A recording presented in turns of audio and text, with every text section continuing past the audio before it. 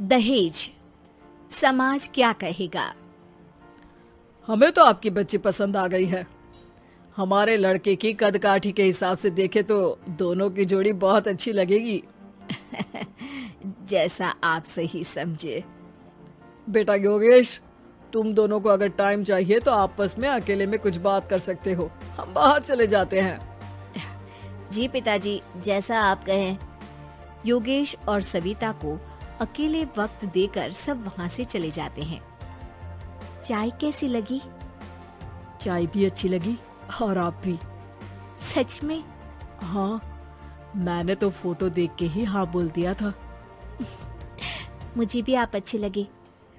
आपको कुछ पूछना हो तो पूछ लीजिए, जैसे खाना बनाना आता है या नहीं, घर के क्या क्या काम कर लेती हूँ, वगैरह वगैरह।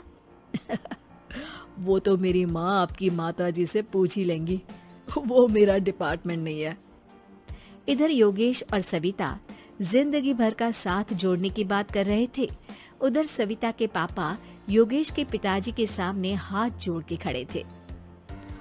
देखिए, हमारा बेटा पढ़ा लिखा है, अच्छी नौकरी करता है।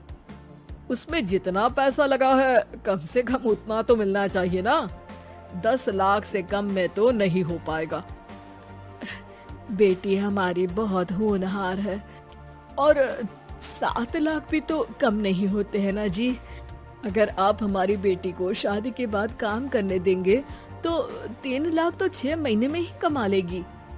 हमारे घर में ये सब नहीं होता। औरतें घर संभालती हैं और आदमी बाहर के काम। जरा मेरी बात तो समझिए। एक कार देने के बाद 10 लाख रुपए नगद देने में हमारी कमर टूट जाएगी और इसके अलावा टीवी, फ्रिज तो देना ही पड़ेगा।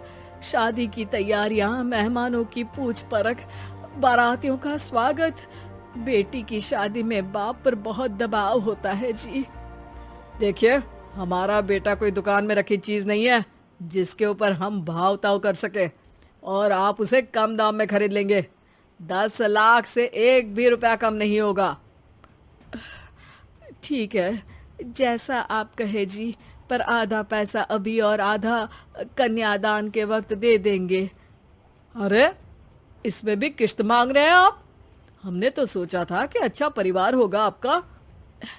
अच्छा ही परिवार है देवनाथ जी, पर पैसों की थोड़ी तंगी है ना, वरना सब ठीक ही है हमारे परिवार में जी। देवनाथ वहां से अपने बेटे योगेश को लेकर चले जाते हैं और कुंडली मिलवाई जाती है। 36 में से 32 गुण मिलते हैं। जल्दी शादी का मुहूर्त भी निकल आता है। अब कन्या को बुलाइए। आओ बेटी, यहाँ बैठो, योगेश की बाई और।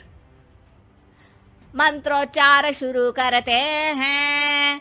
मंगलम भगवान विष्णु मंगलम गरुड़ध्वजा मंगलम। सविता के पापा सविता और योगेश के बीच में जाकर बैठ जाते हैं। बेटी, तेरी माँ को यहाँ बैठना था, पर तेरी विदाई नहीं देखना चाहती होगी शायद, इसीलिए पहले ही चली गई।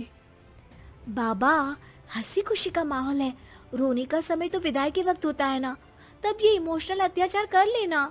अभी तो मुस्कुराइए, कैमरा आसपास ही है। तभी पीछे योगेश के पिताजी आ जाते हैं। अभी तक पैसे नहीं आए आपके यहाँ से? उठा लूं क्या बेटे को? आते ही होंगे, मैंने अपने छोटे भाई को व्यवस्था करने के लिए कह दिया था। अरे तो जल्दी कराइए ना, वरना देर हो जाएगी। समझ रहे हो ना आप? योगेश और सविता दोनों एक दूसरे की तरफ देखते हैं। सविता चाहती है कि योगेश कुछ बोले, पर योगेश अपना मुंह दूसरी तरफ फेर लेता है। पापा, कितने पैसे की बात की है आपने? अरे बेटी, तुझे इससे क्या मतलब? मेरी डील की है ना, तो मुझे तो पता ही होना चाहिए। कन्यादान की विधि शुरू करेंगे। तभी योगेश के पिता वापस वहां आ जाते हैं। पैसे देते हैं या बेटे को उठवा लूं? मैं आपके हाथ जोड़ता हूँ जी, थोड़ा सा इंतजार कर लीजिए। देवनाथ वहां से चले जाते हैं। तुम अपने पिताजी से कुछ कहते क्यों नहीं? उनके सामने कोई आवाज नहीं उठाता। ऐसा नहीं है, कोई तो उठाएगा ही। तभी वहां सविता के चाचा एक बैग लेकर आते हैं और सविता के पापा को देते हुए कहते हैं, 9 लाख ही हुए। आत्माराम इशारा करके योगेश के पिता को वहां बुलाते हैं। क्या? सिर्फ 9 लाख? बाकी 1 लाख कहाँ है? नहीं हो पाए जी, शादी के बाद कर देंगे। अरे आप बात से पलट रहे हैं। जल्दी से अभी के अभी पूरे पैसे लाइए, वरना बेटे को उठाऊं क्या? देखिए मैं आपके पाँव पड़ता हूँ। रुक जाइए पापा, रिश्ते हाथ पकड़कर जोड़े जाते हैं, पांव पकड़कर नहीं। बेटी तू चुप रह। नहीं, ये कब से बस कह ही रहे हैं कि उठवा लूं, पर कोई उठ ही नहीं रहा। लो, मैं ही उठ जाती हूँ। बेटा, अपशगुन हुआ। दहेज लेना सबसे बड़ा अपशगुन है, पाप है, पाखंड है। और योगेश, तुम्हें मैं पसंद हूँ तो कुछ बोलते क्यों नहीं? और तुम्हारे पिताजी, अरे देवनाथ जी, आपके नाम में ही बस देव है, काम तो आपके असुरों जैसे हैं। पर गलती आपकी नहीं, गलती मेरे पिताजी की है, जो आप जैसे लोगों को घर की दहलीज पे चढ़ने देते हैं। लेकिन एक बात साफ है, मैं आपके घर की दहलीज कभी नहीं चढ़ूंगी। अरे बेटा, समाज क्या कहेगा? यही कहेगा कि सविता के भीतर की माँ दुर्गा जाग गई थी, जिसने पापा के खिलाफ, गलत के खिलाफ आवाज उठाई।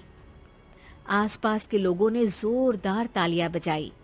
समाज की तालियों से पता चला कि समाज क्या कहेगा। समाज ने सविता की बात को स्वीकार भी किया और उसको अपने सर आंखों पर भी बिठा लिया। सविता के पिता में हिम्मत जागी और उन्होंने कहा, देवनाथ जी, आप कह रहे थे ना बेटे को उठा लूं क्या? उठा लीजिए। हमारी बेटी को आपका लड़का पसंद नहीं है और हमें आप